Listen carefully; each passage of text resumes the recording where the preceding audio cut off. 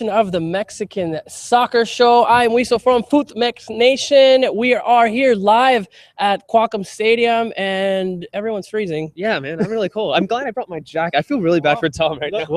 Tom doesn't even have a jacket. He's like, it doesn't matter. The only thing I'm missing is the intro music. Sorry, guys, no intro music. All four of us are here today, so we left the studio, as we like to call the room that we do this show in. But we're going to go ahead and talk all about what's been happening with Liga MX and also, obviously, the Mexico versus Chile game, all the Pulido news, and we'll have a lot of fun today. But it's kind of exciting having everyone here together. Tom's still tweeting because that's his job. Yeah. I mean, he's retweeting everything. So we actually can't see you. We actually can't see you on the chat. So if there are any questions on the chat, sorry, today we're not going to be able to answer them. But definitely excited the fact that we're all here. And as you see, we're at Qualcomm Stadium because the OMM is not lit. So we'll have a lot of fun. There you go. All right, so we'll go ahead and get started. I'm Wiso. Oh my God. Johnny was at the beach the whole day. He didn't go to the practice, and he might have had a couple of cervezas, so we apologize already. But this, you won't even notice because you know how Johnny is. Introduce Cesar. Hello. Yeah, here I am. We're at your hometown. In my no. No, wait. Sorry, hold on. We're not. We are in Johnny's hometown, which now you live at. This is now my new hometown. I just moved down here in January, so yeah. Naturalizado San Diegan. So he's a foreigner. All right, so he's under the new rule. We can have, obviously we have Tom, a foreigner, but who lives in Mexico, which is more Mexican naturalizado than all of us in that 10-9 rule. We're still a little confused on that. And obviously Johnny who just took the day off, he's like, I'm not even going to go to the practice. I'm just going to go to the beach with Kim, who is in the background over there helping us out. She already tweeted out. Yeah, beach was fun. There was water, there was bars, there was water? Yeah. Was there sand? That too, I think. All right, guys. So we're going to give you a little update of what's happening here from Qualcomm Stadium. If they don't kick us out, we did see a couple of shady-looking characters here at the parking lot. So if something happens, just interview them. Yeah, they're kind of looking at us. So we're here. All right, so let's go ahead and get started. First off, Alan Pulido. Serious news, obviously, what happened yesterday with the kidnapping and almost 24 hours that he was kidnapping. The news coming out surprised everyone. If you're on Twitter, if you're on the news, you kind of didn't believe it until it was confirmed. But the good thing is that he's safe. Tom, me and you were talking about this. It just spreads bad lighting into Mexico and what's been happening in the situation. Yeah, I mean, it was sad, really sad. I mean, the state of Tamaulipas is pretty much, there's not much journalism that even goes on there because journalists have basically been kicked out because of the violence. So you don't actually hear about Tamaulipas that much as kind of being a violent state, but that's because there's not much news that comes out. So there's a state election next Sunday. I mean, there's a lot of things going on at that place. Pulido, obviously he's gone there, he's gone to a party, he's driving around, at night, and it's not a great place to be, so, but yeah, I mean, I think obviously, thankfully he's safe, but I think the long-term repercussions now, obviously the first thought is with his safety and his family and stuff, and I think after that now you look at it and you think, it's a terrible story for Mexican football in terms of its image, the global image. It's like you look at like someone like Gignac who came, and I mean this image now of Pulido getting kidnapped. It was on the BBC French. It went absolutely global, and it's like, I don't know. I think it sets Mexican football back a little bit, especially on the day of the final, and it kind of put a damper in the mood as well. When there's so many people focusing in on Mexican soccer, and then you hear that happening, it's the last thing you want to hear about. I couldn't really concentrate on the final. Neither could I. I could not concentrate. I was thinking, oh my gosh, there is a final today, and we're going through all these news of what's happening. Obviously, thoughts of the World Cup in 2026, and all this news, and then we keep hearing, it's still not safe. Reports, of how he escaped is still a little wishy-washy, especially with coming out. I just think you have to be really careful with those reports because we don't know, and I mean, obviously the Mexican government right now doesn't have the greatest reputation with what's gone on in Ayotzinapa. I mean, let's not go there, but there's a lot of things flying around in Mexican politics right now, and this is just another thing where there's just so many question marks. I mean, nothing ever seems really like firmly shut tight and closed. Cases don't ever seem closed in Mexico. Yeah, and it's obviously, for us in the media, reporting something like that, we definitely have to make sure it's true. And a lot of rumors, Johnny, of him escaping, of election, is just like Tom said, we just got to be careful with that. Yeah, I mean, I myself have not read one single one of those reports. What for? I know he's safe already. That's all that matters. I don't care to read the lies of this guy, the lies of the next guy. What for? Yeah, well, especially with the elections that were coming out, rumors are coming in. But we're all glad that he's safe. Obviously, stuff like this happens in Mexico every day, and I think I saw statistics of almost 12 a day in the state of Tamaulipas. So it's definitely heartbreaking. I saw that currently 5,000 people are missing from that city or from that area as well. So, yeah. And we're here at Safe, at home, and we're tweeting out. So definitely glad that he's back, and but at the same time that opens our eyes and that this thing's happened every day. So I know it's something that we have to cover. It is Mexican football. It went around the world. It's sad, but at least we did have a brighter day that he came home, and especially we kind of football kind of forgets, and you kind of forget about what's happening in the world with that epic finale, and that's where we'll go to and have an amazing day yesterday. Kind of end obviously with the Pulido news, but with that Liga MX final, we'll go into that where I'm sorry, but at 91 minutes, I need to go to the restroom because here comes these two, and I missed the goal. I go, you know what, extra time. I'm gonna go right now. I was watching with some people, and I'll be right back. And then I come back, and everyone's screaming. I have no idea you missed it. Oh, that's so unfortunate, man. I mean, at least the three of us were watching it in my place, and it was amazing. I mean, how could you even really describe that? I mean, it was beautiful. It was fantastic. It was, and especially after the pressure that Reales were having on Pachuca, and then this was their first shot on target. It was their first shot on target, and went into that. Boom, they had the championship. It was amazing. If you are, again, not a fan of football, obviously you are because you're watching us, but I was watching with people who didn't watch football at all. And I was telling them, well, this is what's happening, and they were going back and forth. Right, what's wrong with them? It was a barbecue. It was Sunday fun day. I said, hey, let's turn on this game, and I'm tweeting. I'm doing my job, and the offside rules. I did. I have to explain it. Yeah, I actually had to explain Equivaldo Mosquera. He's like, wait, what is he doing? And I had to kind of come in and say, when in you should just mess with him, be like, oh, actually, you get 5 extra points when you tackle. Yeah, when you tackle. I was actually saying, how in basketball, if you want to, there's 3 seconds left and you have to foul. Yeah.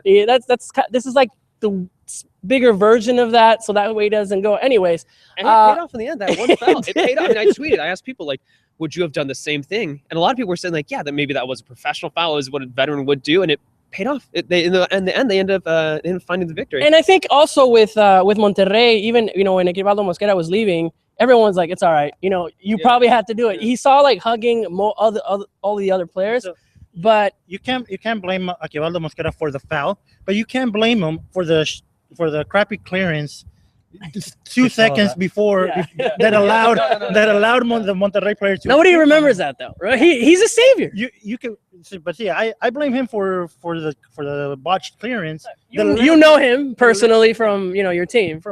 Yes, he had a really Capitán de Agua. Capitán de Agua was a horrible defender, but he did score a goal in the final in the 2013 to keep America alive against Cruz Azul. Hi, Jason Markowitz. We'll be seeing. We'll actually be right now. We'll be seeing Jason coming up in a couple of days in Phoenix. He's going to come visit us. But Tom, Monterrey losing that way, obviously football. It's not who deserves it, but who obviously gets the goals in the 92nd, 93rd minute with the kids. Into that goal, but heartbreaking for Mohamed. Well, yeah, but I mean, in the first leg they were awful. I mean, it was like a reverse of the first leg in Estadio Hidalgo. I mean, Monterrey were absolutely outplayed that day, and then obviously on Sunday in Monterrey, then Monterrey were by far the best team. It was actually quite amazing that I think it took Monterrey in the Estadio Hidalgo to the 80th something minute to get a shot in goal, and then Pachuca in Monterrey was the 93rd. Yeah. I mean, it was crazy the difference between the two games, and now it was just completely opposite. But I thought Pachuca got a bit lucky, to be honest. I mean, Monterrey on another day, Cardona sticks that penalty away. It's game over. Too. Some of those saves that he was making, it was amazing. I mean, there was was serious. It must have been 3 or 4 saves that he made in the first half. Which if that would have happened He again, made 4 saves in one play. yeah, it was crazy to see that. And like, yeah, he had a fantastic game, and you wonder what he would have been able to do that again. Say if there was somehow a third leg, if he would be like that efficient, that effective. And yeah. Well, he hasn't disappointed another leg after leg. It was the semifinals against against Leon. He was still making those saves. It doesn't surprise you that he's doing this at this caliber. I did feel, obviously, Conejo, I mean, just the fact he's 43 is amazing. But I felt a bit sorry for Monterrey. I mean, we'll talk about Pachuca and the young players, but firstly, Carlos Sanchez. I mean, did it affect? And you have to say, yeah. I mean, would Carlos Sanchez have made that difference? Nobody's going to ever know the answer, but probably, yeah. Why? Because he's been arguably the best player the whole season, not just for Monterrey, but in the whole league. And then secondly, they've gone past Tigres and they've gone past America to get to the final. So they've gone the hard way. They've gone past the 2 other best teams in the league. And so, yeah, I did feel for Monterrey. Johnny, Antonio Mohamed, obviously you've known him in Xolos and then America. You know, you said but he's the best coach in Mexico right now. What went wrong? Was it the players for Monterrey not taking advantage in the first leg, or you see the technical and you've seen his style of play? What can you say about Mohamed's style, especially maybe not taking Pachuca players as? No, I think Mohamed had it spot on for this second leg game. You see what the coach's work reflects when you see so many shots that Monterrey produced in that first half alone.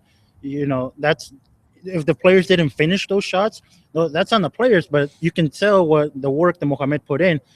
They lose the final on a very sloppy Edgar Castillo defending. That you can't blame Antonio Mohamed there. I still think he's the best manager in the entire league, regardless of whether he took his 3rd title or not. And I do feel sorry for Mohamed. I was really pulling for Turco to take this championship. I mean, they'll be back too. But let's not pretend Monterrey won't be powerful next season. They're going to be back. They're going to push for that title as well. So we'll see what happens in the next season. Congratulations to Pachuca and the Pachuca fans. It's something to be said that the institution, that is doing so much with the youngsters. What they were calling goalkeepers, youngster. Well, they have to have young keeper. They have to have somebody. But I mean, just respect the institution, Tom. I mean, the instalaciones. Kim's over there. Pachuca, what age groups did they win? Because they won So all right, so they won 4 titles, 13, 15, 17. I mean, that it's not just the first team. I mean, they're winning titles at all levels. The providing players to the national team at all levels. They basically got a club policy now where, I think a majority of the players, so 6 of the players of the 11, regardless of the 10-8 rule, are going to be Mexicans. So we got Chivas Light now. Chivas Light. 10-8 rule. I mean, it just says that right now. It does say a lot about, this debate's going on about how all the naturalized players, the foreigners, and Pachuca have just won the title with a majority Mexican team. I mean, and that's the club policy, and that's like, and I think it goes back to the bigger question about, for me, I don't like the 10-8 rule. I don't think there should be any rule. I mean, I know that's controversial because I think it should be open to anybody. But it's up to the club owners to have an actual vision, a long-term vision of what they want from the club. And I think there's very few teams in Mexico that actually have that. But Pachuca are one of them. And I think, we should be happy that a club has won the title, which has a vision, which has a policy, and the policy involves promoting Mexicans and giving a chance to Mexican players. A lot of news, especially with 10-8 rules. I haven't seen a single player or coach say this is good for Mexican football. Yeah. I mean, does the FMF, do the owners are they? I mean, something's got to be said that no coaches, no players have come out and said this is good. This is going to give the youngsters that. I've seen arguments for it because it's not.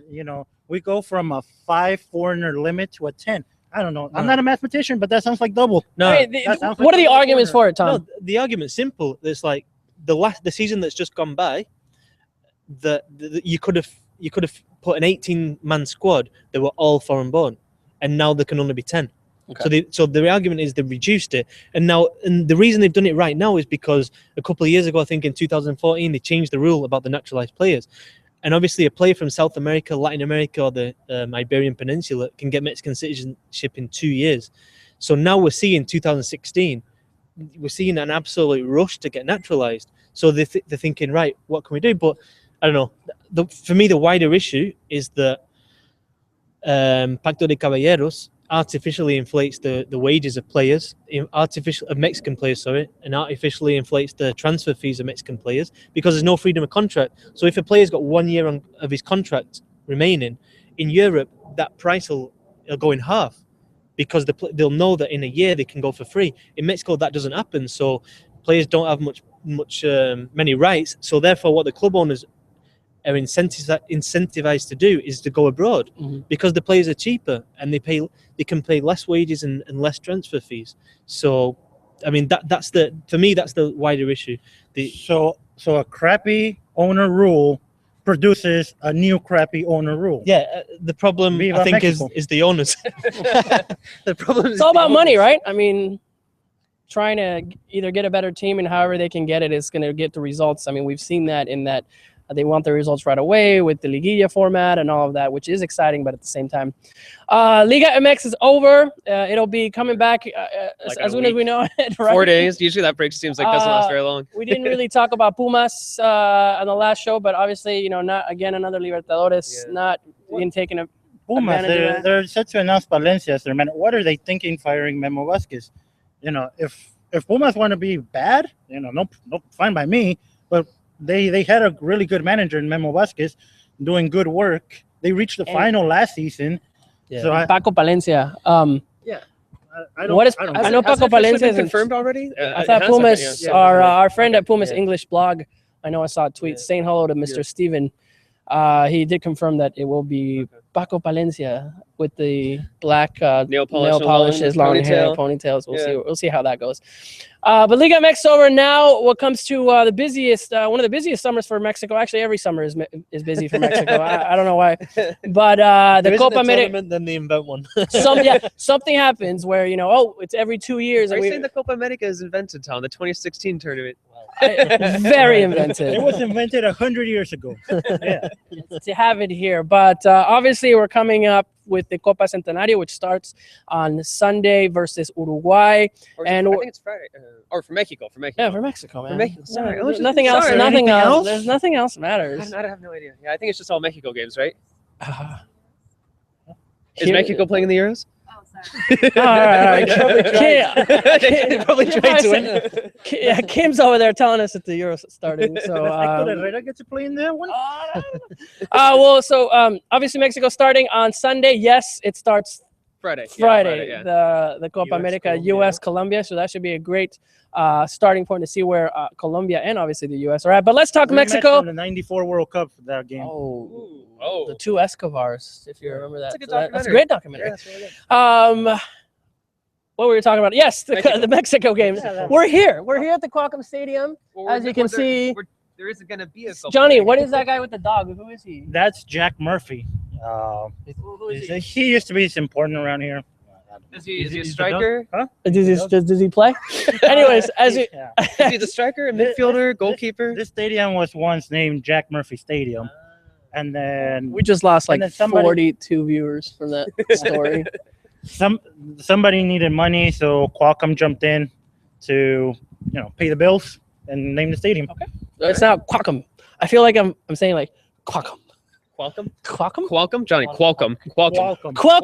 Welcome to Qualcomm Stadium. Qualcomm Stadium. Qualcomm Stadium. All right, and now that we get sued by Qualcomm for defamation. There's a reason why the Chargers want to get out of this place and head downtown. So they're closing this place. No? it's Okay. gonna- Okay. That's the Georgia Dome. It's gonna Sorry. stay open for all the Mexico friendlies in the world. All right. Last time I was here was 2008 for Mexico Argentina. I think Mexico lost like 4-1. I was here Messi that played. Messi did play. But let's go ahead and talk about what we saw today. The Mexican national team arrived to San Diego early this morning. They were able to train about 10 minutes away from Tijuana at the Olympic Village. It's kind of crazy. You can kind of see Tijuana in the background. Like if you stood up high enough on the hill, you could see Tijuana. Like you're right in front of where, or actually behind of where Mexico was training. So it's interesting because it was in Chula Vista, which is very close to the border. So. Which, driving whenever I go to the border, I didn't even know that little part was there. Yeah. $1 million houses next to the But I think Olympic. it's Chula Vista. I don't think that's suburban sprawl. I do not, but anyways, next to it, beautiful fields. There's actually right next to a BMX Olympic field, and there are these guys, practicing their BMX stunts. We were able to walk down and see the Juan Carlos Osorio, which a lot of yelling. I was very surprised of how. I mean, Tom said it was intense, and I think I would agree. It was pretty intense training at the end there. Normally, we see these trainings, and for those of you who don't know, when Mexico trains, they let the press the last 15 minutes of the press. They're usually playing around, or sometimes they'll just be taking shots. No, very I think- sometimes I think- we've seen that. I think that's the difference. Today's training session 2 days before, it's obviously got to be more intense, and it's going to be more tactical. The bit we didn't see was probably more tactical, because tomorrow it's the day before the game, and they're not going to do anything that's kind of strenuous. So I mean, Moreno, I think, fouled Herrera went down, and they were properly going at it though. I mean, 2 of the Euro-based players, but that's what Osorio wants. He has got very little time to work with these players, and they have to be 100%. It's fascinating to see him chase after the players too. He was like following the ball, had his notes with them. He was like, it seems like he was right there with they were them, doing this kind of play where they start in the middle and they have maybe a few seconds and they have to get to another part of the field while their defenders would wait for it. I mean, it was very technical. And what I really, and this, I mean, we're following the Mexican team with 7 coaches already. And I have never seen a coach, I don't know, when something good happened, he would yell out, amazing, excelente carajo. I mean, he would have. I mean, it was great to see this type of coach. I don't know if he was doing it for the cameras. I don't think so, but I mean, you just might have seen it with Herrera Herrera, I've seen him do it at the Xolos practices. Yeah. Herrera's style of coaching, I still haven't seen how Osorio is in the training, but based on on-field performance, I'm basing this off the last few games for Mexico. I have no idea. It seems like Osorio's still in the lab experimenting, and these weird experiments, these weird formations. John, you don't like it. So you don't like it? I like it. I like Is this the new football where you don't have to have the same 11 start for for every single team, and now we're moving up tops because we're? I think it's just Osorio. That's just his style, and I like that. No, I think it used to be kind of predictable in the past, especially with someone like Bioku. You knew it to be a 5-3-2. You knew you'd give the lineup the day before the game. So I like this. 4 days before on Twitter. No, I like it as well. But like Johnny said, I do agree to an extent that there is a risk associated with it. There's a risk that the players don't know exactly what the roles are. But what I would say, and I think the most positive thing that we've seen from Juan Carlos Osorio in the 6 games he's been in charge is he's used 4 different starting formations. I mean, and the one against Paraguay was proper Bielsa. I mean, that was the classic Chile Bielsa formation. But I think the most positive thing that we've seen is that the players have shown a high level of understanding. The players have almost surprised me and probably surprised him. Osorio's most probably happy, not about the results, not about the fact they haven't conceded, but the fact that players seem to have picked it up very quickly. And I think Rafa Marquez, after the game against Paraguay, said, Mexican players have now got a different and new mentality. And you look at players like Moreno, Herrera, Layun, and you can imagine them getting these instructions. And, I mean, Moreno, he's worked under Pochettino. He's worked under Van Gaal. I mean, Chicharito's worked under, Van Gaal, Schmidt over there in Germany, Ancelotti. I mean, these players now and the leaders in the squad have had the experience of top coaches now, and I think Osorio's benefiting from that as well. Definitely a different. I haven't seen that, and I'm sure the other coaches did it, John. I'm not saying that the other coaches didn't, but in front of us, he didn't care. He was like, I know that the press is there. It doesn't matter. We're gonna go ahead and keep doing what we're doing. A specific example of what I was just mentioning. Paulo Aguilar comes on as a sub, and first 10 minutes he plays in the middle of the field. He did all right there, behind the strikers. But who in their right mind plays Paulo Aguilar there? But he did a bad job. No, I don't think he had enough players. I mean, he had a very limited 14, I don't think 15 players. I think it was just. I think who did he take? He took a player out, and I think that he knew that certain players were only going to play an hour that game. Exactly. You can put Talavera in that position and still make more sense. I hope we see Talavera. Talavera's a striker. Let's see Cheech in goal. We see Cheech in goal. He likes to put on his gloves. Put Talavera up front. 5 minutes to go, you lose it. There you go. There you go. Moy Munoz? I'd put Jesus Corona. He'd headbutt somebody. Especially against Chile. All right, guys. Let's talk about what everybody wants to know. Lineups. Sometimes we can try to guess. Yes.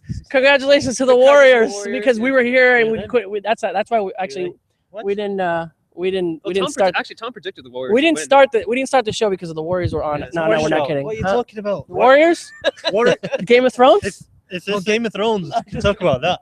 is Ah. this how we're referring to Santos now? No. Because The Warriors. All right. This is the Guerreros, right? The Guerreros. Kim Tate over there is very happy we're mentioning Guerreros. The Santos. yeah, Yeah. But let's talk about las alineaciones. You know, sometimes we can see what from the shirts that they're wearing. You know, the starters versus the non. I was a little bit above trying to get a scope, trying to do a periscope from above until all of the fans infiltrated the Olympic. I mean, for being Olympic, you know, venue and all Yeah, this. lots sneaked in. It was actually pretty There was a surprising, ton of fans that snuck in. Good for them. There I was pretty problems. impressed, Yeah. I couldn't do my report that I wanted to because there's these guys that were just yelling at me, and I'm like, all right, I guess I'll were stop. they doing the? They were not. They were not. They were not. But they were saying, hey, just say. Thank God. They asked it. They were going to give me $20 if I said I was with them. Really? And I was like, So you paid for dinner today? so no, I didn't do it. But what did you guys see? You were close. Anything you can tell us on a starting 11? I know the fans want to know. I mean, you don't really know with Sorio. I mean, he had Corona in net and he had Ochoa in net too. because they were but- playing both. yeah, on both sides. Yeah, not 2 and 1 net, but yeah, they're playing both. yeah, it's his new way. But yeah, you really don't. It seemed like he had all his options out there. I mean, I have no idea. I really don't know what to say about that situation. Who won? Did the Ochoa team win or the Corona team win? I feel like the I feel thought the other one scored more, right? It didn't score on our no, side. I think the Ochoa side was doing a little bit better. Yeah. Of course. Yeah. Of course. Yeah. I do think Ochoa is going to start though. You mean the Copa America or this? Oh yeah. I think Copa America. Copa Americas, but we won't get there. I honestly think there's very little in it. Yeah. Because I don't know, Osorio spoken so highly of Talavera. I just think there's so little in it. And I think we mentioned before with John Arnold as well that possibly he might start different keepers for different games depending on the requirements, but depending on how much they have to play out from the back, because he's obviously got his specific preferences. different Osorio, keepers in different Different games. Barcelona style. What world do we live in? That's what it's like. There needs to be a starting- Veracruz style right there. You can't- Veracruz. Oh, yeah, that was a while But back. Veracruz does it because they have 2 crappy keepers. Don't worry, there are no. What else do I think we saw on one of the teams on the wings, Jürgen Damm and Tecatito Yeah. on one side, and I thought Damm played really well the other night against Paraguay, and obviously he set up the goal. He looked completely different from the Jürgen Damm we've seen at Tigres this season. He was, let's be honest, pretty disappointing. And you assume Tecatito's going to get the start because he's, I think he's Fire one of the back, best man. He's players. an exciting Doing catalyst well. in the attack. Yeah. With, I know Osorio wants to play the attack through the wings, but I feel he leaves the middle very open, and teams can Peña is there. Huh? Well, this past game, Molina was there, but you can't just have one person in the middle and expect that one person to hold the 3 or even 4 midfielders that the opposing team is going to I have. think it depends on the opposition as well. We'll see if he plays with 2 defensive-minded midfielders. So Well, we're about to see Chile also had a practice at 5:00. We weren't able to see that. We're kind of Can you imagine Arturo Vidal and company just having Yeah. free space Yeah, up the middle against Mexico, who are very worried about attacking through the sides? That's going to be disaster. So we'll see what we're at. Tomorrow, Mexico has a training session here at Qualcomm Stadium to get to know the field, and also a press conference. We'll definitely give you that. And also Chile. It'll be exciting to see, a practice, especially the Chilean practice, to see how it goes.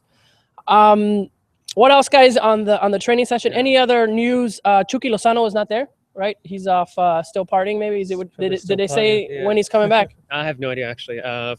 Is he? He must be. Do you think I'm he's going to guessing- be I'm ready for the I'm game? guessing he's probably coming by tomorrow. I mean, if that was my son, but I'm basing it off nothing, to be perfectly honest. I I would haven't think. seen I would anything to think. indicate he'll be I here, would but think that he'd get a rest. Yeah. I don't think he'll play. I would think he comes back after the Chile game. Why would you bring a player to a meaningless friendly like that has just played in a Liga MX final? Yeah.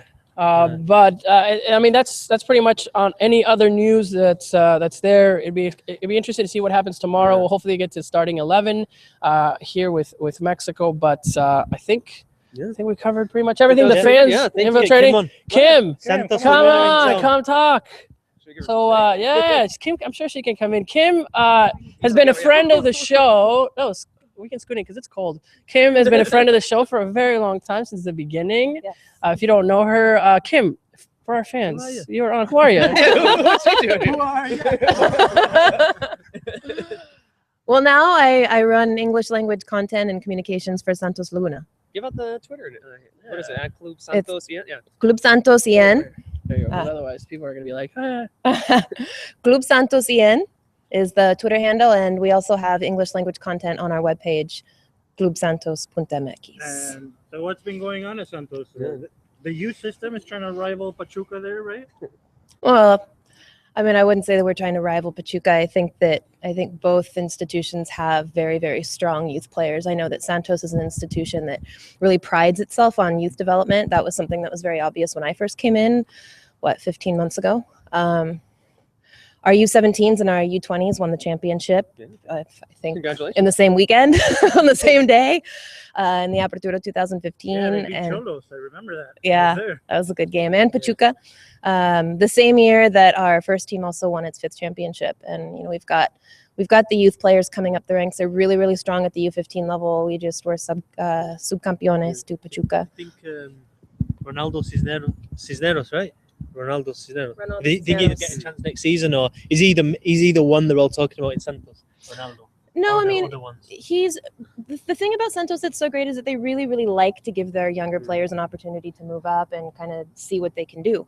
So Ronaldo is one of those players that has proven himself at the U17 level. I mean, he was the leading like that goal name, by the scorer. way. Ronaldo. I mean, it's, To be honest, I haven't heard of him yet. Yeah. I love the Cisneros name. Ronaldo Cisneros. It's one of those names that you definitely remember, right? Yeah. But I mean, he was leading goal scorer Phenomenal. at the U17 category. He's been a regular call-up for Mexico's U20s, and Zubildia really likes him. I mean, he used him as a starter against Morelia. So I think we'll see more of him in the All next right. tournament. Yeah, Cool. but we do have a USA tour coming up. Nice. That was something that I wanted to talk about. June 21st, we're going to be playing against Pachuca in Kansas City at Children's Mercy Park. 3 days later, we go to Rio Tinto Stadium in I'm in Sandy, Utah to play Cholos. We go back to Torreon to play Tampico Madero. And then we come back to the United States 5 days later to play in Copa Socio MX with Cruz Azul, Pumas, and Monterrey. Oh, wow. Pretty exciting, busy summer. Yeah, we'll be Yeah. in San Jose playing Pumas on July 2nd, and then we fly to Dallas to play the winner of Cruz Azul and Monterrey. So we're going to be doing a lot of stuff. Maybe not a lot of activities, but we do like to do social activities with our fans and different, special needs groups whenever we go into the United States. So we'll definitely be organizing something one way or the other. Well, that's awesome to see all of the, things that you do, especially with the youngsters and, coming up and all the tours that you guys are doing outside of the Liga MX season. Yeah, I think also it's good. I love the fact that Santos have hired Kim, and she's living down there in Torreon, and they're taking an initiative and really going for it with English language stuff. I think How it's great for many the club. Twitter handles, clubs, Cholos, and you? And then just only, Santos, right? Well, Yeah. Just the Cholos and Santos have Official English. Yeah. but Tigres has started tweeting out material in English, and the league occasionally will throw out a random English Like tweet. once every million. But sell some Tigres- shirts. Yeah. When they need to say, hey, we have an app and go ahead and download it so you can. No, but it does seem like Tigres are heading in that direction. They started producing articles and content in both English and French. All right. So Well, we Yeah. can find jobs Yeah. if get kicked out of. If we learn French. we can all just, well, guys. James Gignac. Gignac goal. I'm I good. know, I know that. Goals but in French. I know You know that Christina Aguilera song, But that Voulez-vous, but I don't think that's no. That's not all right. Well, this is what happens when that's a good ending right there. We do have an audience. You know what? Let's just bring everybody who's here. Come on, Carla. Carla, get in here. Come on. There's a lot of people that. I need to congratulate you. Here you go. Huh? This is Carla. This People just want to take the mic. I know. I like the mic though. this is Carla. She used to be a coworker of mine at Cholos I used to be. until she You got put your 2-week notice. I'm just kidding. an amazing job. What are you going to be doing next? I am going to be a social media coordinator for BA Sports. Yeah. Wow. That's great. We need to know people. So this is a great way to end this first live Hold Mexican. on, Wait, hold on. Let's talk about what you used to do for Cholos, though, because that ties into what we were just doing here about how you run the English language Twitter and all that So I stuff. basically coordinate. Yes, I coordinate everything that is within the English department and Spanish department for Cholos, but mainly English and just Facebook, Twitter, Instagram, everything there is. Wow. You're Too moving good up for and any of the moving on. English department for the Yeah, Liga nice. MX. Well, there you go. You know, it's Just in actually case you didn't know. it's actually interesting because I think we got a lot of tweets of how many you know, people that are working through journalism or going to college that say, hey, we really want to get into soccer. We speak English, and you know, seeing, you know, right here, the two, especially two only clubs, and we have them here. You know, it's going, especially with the ratings with Liga MX. You know, it's almost a third. You know, the league with the most ratings when it comes to that. So No, I think it's they're great. realizing I think it's only going one way. The only thing I'd say is I just wish the league itself and other clubs would like help you guys out, like Cholos and Santos, because They I feel like do. you need it. They kind do. of The like- league has actually been very receptive to the English language stuff. We have, you know, WhatsApp groups, and we're always in communication with the other communications managers and the other social media managers, and the whole entire community, like community managers groups, are in the same thing, and it's like, it's a special group. Just can we get in? Like, and just We're not we get invited into now. can we get Until apart? you run the social media of a team in Mexico. yeah, but it's nice because they do include us in most, like in the majority of the things, and so it's all like working together. But you know, kudos to Cholos and to Santos for kind of being the ones to really start the movement, because I think if it wasn't for them taking it so seriously and actually creating jobs within the institution to make it like a full-time thing. That's what I'm saying. If like more clubs had it, and then you could do more interaction. The league had an English one. Yeah, 'cause There's we- more. Just like the whole Eventually. interaction would like grow it and grow it. Yeah, I think I it'll don't know. happen eventually. I do know that the league sees value in it. So we'll just have to see what happens. Liga MX He's executive suits. If you're seeing it, here's all the English right now. Hello, we definitely want you guys. Well, it was awesome, Johnny Rico. JONY. guys. It's been a pleasure. Thank you all for coming on. It was a little colder than expected. Kim is wearing my jacket because she was freezing. Tom is, you know, he's from north of the wall, and he's a White Walker. Far north. Far north of the Look wall. at this, though. This is like normal for you. So you're not This even is- cold, This right? is how. You're Yeah. like cold-blooded. Or is it warm? Yeah, I'm not like a lizard. All right, guys. I don't know how we're gonna end this. Kim, can you go and press a stop? Or you know what? We have the honor, Kim. You're gonna end the show. I'm gonna go and stop. So scoot in. Bye. I don't think I've ever ended a show before. Thanks for watching.